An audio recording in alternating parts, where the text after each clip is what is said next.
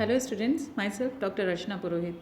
Last video में हमने osmosis और पैसिव ट्रांसपोर्ट के बारे में स्टडी की थी। आज हम देखते हैं एक्टिव ट्रांसपोर्ट क्या है।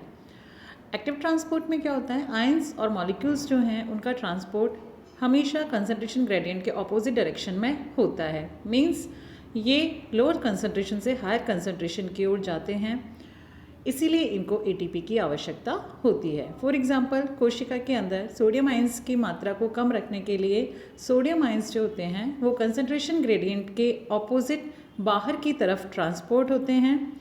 इसी समय पोटेशियम आयंस जो होते हैं वो बाहर से कोशिका के भीतर ट्रांसपोर्ट होते हैं, जिसे कि हम सोडियम पोटेशियम पंप कहते हैं। एंजाइम्स कौन कौन से चाहिए होते हैं एक्टिव ट्रांसपोर्ट के लिए? एटीपीएज एंजाइम कोशिका के भीतर से हाइड्रोक्सिल आयन और बाहर से हाइड्रोजन आयंस का उपयोग करते हुए एटीपी का जल अपघटन करता है, जिससे कोशिका की आउटर सरफेस क्षारीय एल्कलाइन हो जाती है और इंटरनल सरफेस जो होती है वो एसिडिक हो जाती है। क्या इंपॉर्टेंस है एक्टिव ट्रांसपोर्ट की? इसके कारण कोशिका के अंदर और बाहर वाटर और आयंस का इक्विलिब्रियम बना रहता है। कोशिका में कई न्यूट्रिएंट्स का सिलेक्शन इंजेक्शन द्वारा होता है। इसके द्वारा कोशिका की इंटरनल सरफेस रिलेटिवली इलेक्ट्रोनेगेटिव रहती है, जिससे कि मेम्ब्रेन पोटेंशियल डिफरेंस कांस्टेंट बना रहता है।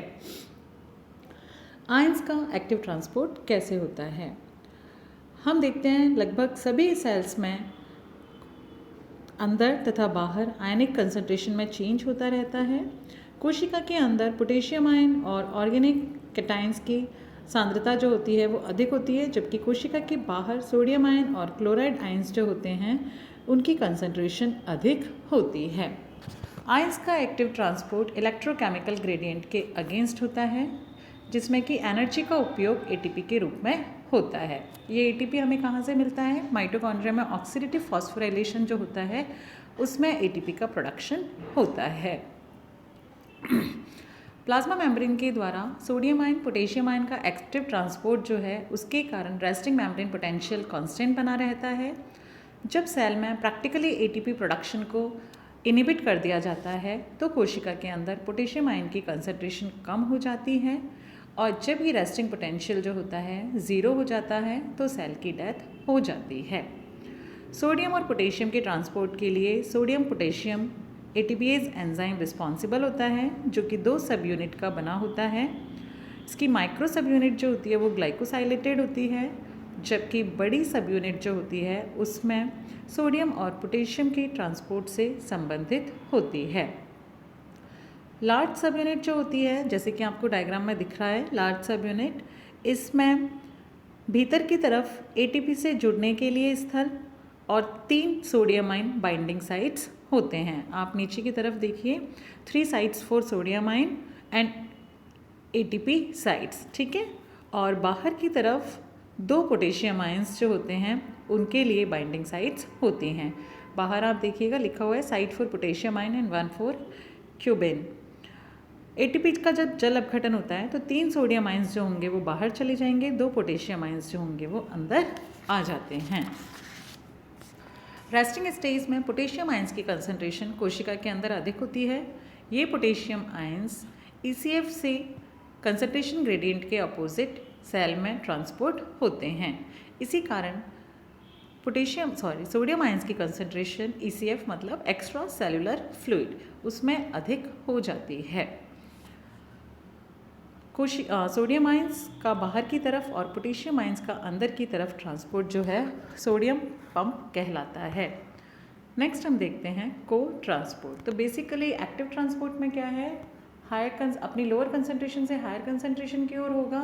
जैसे कि हम पानी जो है इसको नीचे से जब ऊपर चढ़ाते हैं तो हमें इलेक्ट्रिक एनर्जी की आवश्यकता होती है, मोटर की आवश्यकता होती है। इसी तरह से आयन से मॉलिक्यूल्स जब लोअर कंसंट्रेशन से हायर कंसंट्रेशन की ओर जाते हैं तो उनको एनर्जी की आवश्यकता होती है, और ये एनर्जी सेल में एटीपी के रूप में मिलती है। ये एटीपी जो है वो माइटोकॉन्ड्रिया में उसका प्रोडक्शन होता है।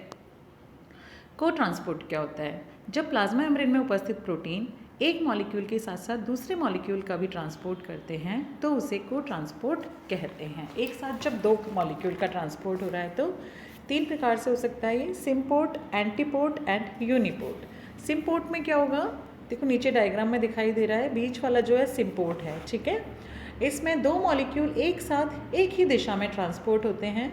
जैसे इंटेस्टाइनल सेल्स में ग्लूकोज का ट्रांसपोर्ट हाइड्रोजन आयन के साथ पेयर होता है, इकोलाई में लैक्टोज का ट्रांसपोर्ट सोडियम आयन के साथ पेयर होता है। इस क्रिया को करने वाले प्रोटीन मॉलिक्यूल जो है वो सिम्पोर्टर कहलाते हैं। एंटीपोड क्या होता है? इसमें एक मॉलिक्यूल कोशिका के अंदर आएगा, साइमल्टेनियसली दूसरा मॉलिक्यूल जो होगा वो कोशिका के बाहर जाएगा। यूनिपोड क्या होता है?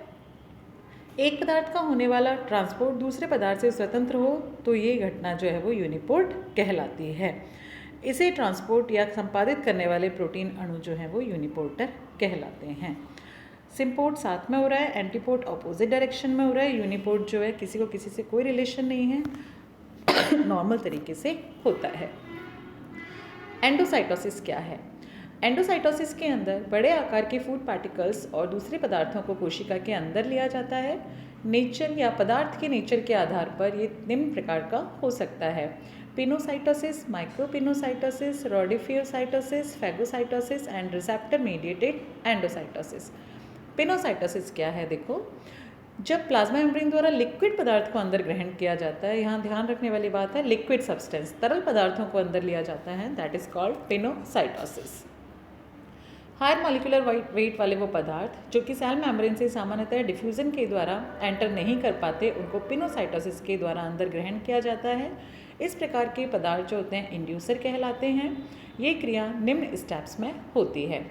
इंड्यूसर सब्सटेंसेस जो होते हैं वो प्लाज्मा मेम्ब्रेन पर उपस्थित स्पेसिफिक रिसेप्टर साइट के साथ जुड़ जाते हैं। अब यहाँ पर एक चैनल का निर्माण हो जाता है जिसे पिनोसाइटिक चैनल कहते हैं। इससे एक वेसिकल का निर्माण होता है जिसे पिनोसोम कहते हैं। ये पिनोसोम सेल के अंदर चले जाते हैं जहाँ ये लाइसोसोम से जुड़ जाते हैं। अब इसे हम सेकेंडरी लाइसोसोम कहते हैं। अब लाइसोसोम क्या करता है? यहाँ पर इन पदार्थों का डाइजेशन कर देता है।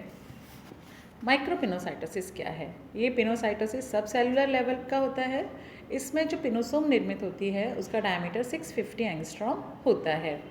ये प्लाज्मा मेम्ब्रेन से बनते हैं, साइटोप्लाज्म में माइग्रेट करके दूसरी तरफ की प्लाज्मा मेम्ब्रेन के साथ जुड़ करके अपने जो भी कंपोनेंट्स हैं जिनको ये लेकर आए हैं उनको रिलीज कर देते हैं।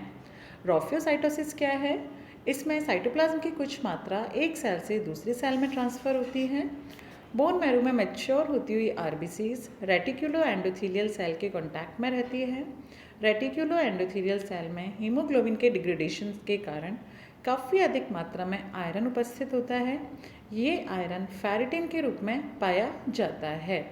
आरबीसी मैचुरेशन के दौरान फेरिटिन ग्रैन्यूल्स जो होती हैं रेटिकुलो एंडोथीलियल सेल से इरिथ्रोब्लास्ट सेल में चली जाती हैं तथा इनका उपयोग यहाँ पर नए हीमोग्लोबिन के संश्लेषण में कर लिया जाता है। फैगोसाइटोसिस क्या है? देखो, हमने देखा था पिनोसाइटोसिस जहाँ पर लिक्विड सब्सटेंसेस को अंदर लिया जा रहा था, सेम प्रोसेस है, लेकिन यहाँ पर लिक्विड की जगह क्या होता है? सॉलिड सब्सटेंस को कोशिका के अंदर ग्रहण किया जाता है। ये प्रक्रिया प्रोटोजोन्स और स्पेसिफिकली मेटाजोन सेल्स में पाई जाती है जहाँ पर ये न्यूट्रिशन से संबंधित होती है। मैकेनिज्म क्या है?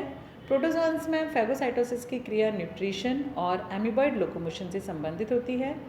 अमीबा जब भी किसी माइक्रो ऑर्गेनिज्म या फूड पार्टिकल के कांटेक्ट में आता है तो अपने स्यूडोपोडिया के द्वारा क्या करेगा? ये इस फूड पार्टिकल को चारों तरफ से घेर लेगा, फूड कप बन जाएगा।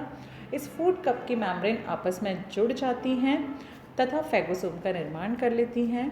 अब ये फैगोसोम लाइसोसोम से जुड़ जाता है, फैगोलाइसोसोम का निर्माण हो जाता है। लाइसोसोम के एंजाइम क्या कर देते हैं? अब इन पदार्थों का डाइजेशन कर देते हैं। डाइजेशन के बाद जो रेजिडुअल बॉडी बनती है उसे सेल के बाहर निकाल दिया जाता है। फैगोसाइटोसिस भी अगेन इसको पदार्थ की फिजिकल एंड केमिकल नेचर के आधार पर डिवाइड किया जाता है, कॉलॉइडोपैक्सी एंड क्रोमोपैक्सी। कॉलॉइडोपैक्सी क्या है? इसमें स्मॉल कॉलॉइडल ग्रैन्यूल्स को कोशिका के अंदर लिया जाता है। क्रोमोपैक्सी इसमें स्मॉल कॉलॉइडल क्रोमोजोम कणों को कोशिका के अंदर ग्रहण किया जाता है। नेक्स्ट हम देखते हैं receptor mediated endocytosis. Cell membrane में उपस्थित जो ग्लाइकोप्रोटीन होते हैं ये स्पेसिफिक रिसेप्टर का कार्य करते हैं जो कि ईसीएफ में उपस्थित विशिष्ट मॉलिक्यूल के साथ जुड़े रहते हैं। एनिमल्स में कोलेस्ट्रॉल का ट्रांसपोर्ट एलडीएल के रूप में होता है। एक नॉर्मल कॉम्प्लेक्स में लगभग 1500 कोलेस्ट्रॉल मॉलिक्यूल चारों ओर से लिपिड के बाइलेयर से घिरे हुए रहते हैं। एंडोसाइटोसिस जो होता है वो प्लाज्मा मेम्ब्रेन के स्पेसिफिक साइट्स के द्वारा होता है जिन्हें कोटेड पिट कहा जाता है। ये जो पिट होते हैं इस रीजन में क्लैथरिन प्रोटीन उपस्थित होते हैं जिसके कारण रिसेप्टर साइट से होने वाला एंडोसाइटोसिस जो होता है पर्टिकुलर इस एरिया तक ही सीमित रहता है। इससे जो वेसिकल्स बनते हैं वो कोटेड वेसिकल कहलाते हैं। देखो यहाँ डायग्राम में आपको दिखाई दे रहा है एलडीएल रिसेप्टर प्लाज्मा मेम्ब्रेन पर उपस्थित हैं, ठीक है। अब ये पार्टिकल आएगा, ये जो रिसेप्टर हैं ये क्लैथरिन कोटेड हैं, पार्टिकल यहाँ के इसके अंदर। अब ये मेम्ब्रेन जैसे कि हमारी वेसिकल्स बन रही थी उस तरह से चारों तरफ से क्या हो जाएगी, कवर हो जाएगी, एक वेसिकल का फॉर्मेशन हो जाएगा। ये वेसिकल क्या होती है, क्लैथरिन कोटेड होती है।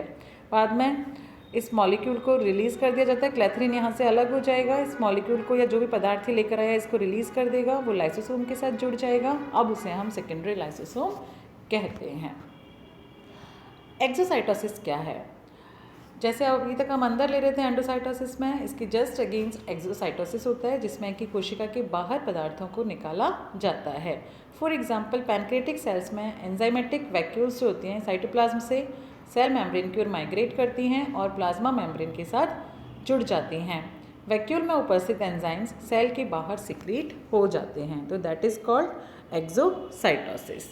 नीचे यहाँ पर एक टेबल दी हुई है, यहाँ पर अभी तक जो भी बताया हुआ है चाहे ऑस्मोसिस है, डिफ्यूज़न है, active transport, facilitate diffusion, phagocytosis, pinocytosis, इनके बारे में, इनका मेथड क्या है, एनर्जी सोर्स क्या है और इनका एग्जाम्पल। तो बेसिक जो चीज़ें हैं एक एक नंबर का यदि क्वेश्चन आता है तो आप यहाँ से इसको देख सकते हैं। Thank you students.